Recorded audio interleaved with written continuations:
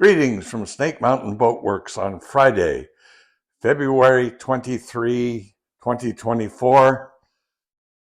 I'll bet that surprised you.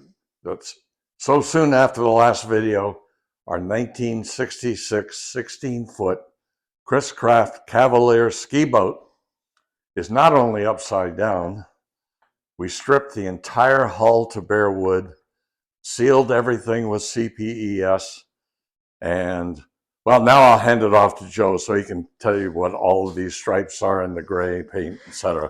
Yeah, so on this boat, it has a very meticulous paint scaling on it. Right here where this tape is, there's actually on these, they had a really wide boot stripe. It's actually just over 2 inches wide.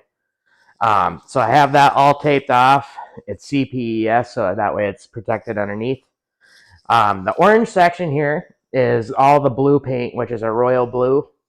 And then below this tape line is the pure white, which right now I'm in the process. I'm going to be putting the second coat of 2000E on it, which is going to be the white, alternating gray and white for 5 coats.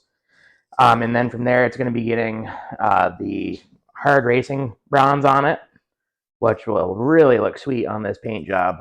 But before then, after I get this set, I will be able to go through and put the Perfection 2-part epoxy paint on the royal blue on this. It's the only boat I've ever done where I've been able to do 2 separate paint colors at the same time, just because it has such a huge boot stripe. But it's really coming along great. The bottom is completely sound.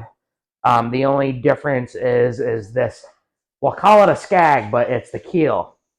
It had a really beat up keel. It was really small. It was really crooked. It had a wicked bow in it. It looked like at one point maybe it got replaced, and it looked like they just used a piece of scrap wood and basically screwed it to the bottom. In this case, I made it a little bit bigger, and it actually is straight now, a lot straighter than what it was. I did have a little bit of a whoop in it, but I was able to get a majority of that out, and that was all secured down with the Pettit Flex Seal, or the Flex Epoxy, which is really rugged stuff. But after today, I should have the second coat done on this and at least 2 coats of the blue done. And then once I get about 4 coats of blue, I'll be able to let that cure for about a week, tape the blue off, and then do the white.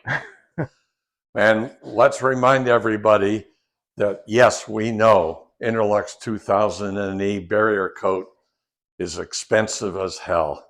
It is expensive. And I've got so many people who call up and say, 5 coats, really? You telling me I'm going to spend almost $500 just on paint for a bottom, and it's a primer? Yes, you are, because if you don't, you've wasted whatever money you spent. You put on 5 coats, as Joe has started doing now, and I'll walk around so we can see him at work. And as he said, we alternate between white and gray because doing so allows us to see any holidays. So the white will go on, and once it cures, if there's a holiday anywhere, the gray will show right through and we'll know about it.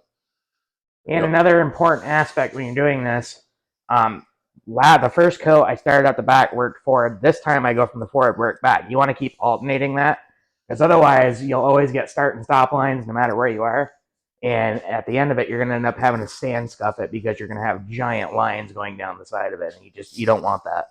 And you really don't want to sand this. You're looking for 10 to 12 mils film thickness, which 5 coats will give you. But don't get aggressive and apply really heavy coats.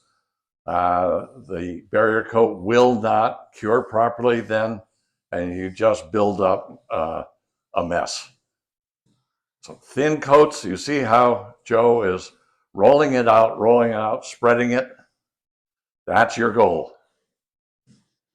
So we'll leave Joe to keep painting, and we'll be back. She'll look quite different then in about a week. That's our update on our 1966 16-foot Chris Craft Cavalier ski boat. Thank you so much. Bye-bye for now from Snake Mountain Boat Works.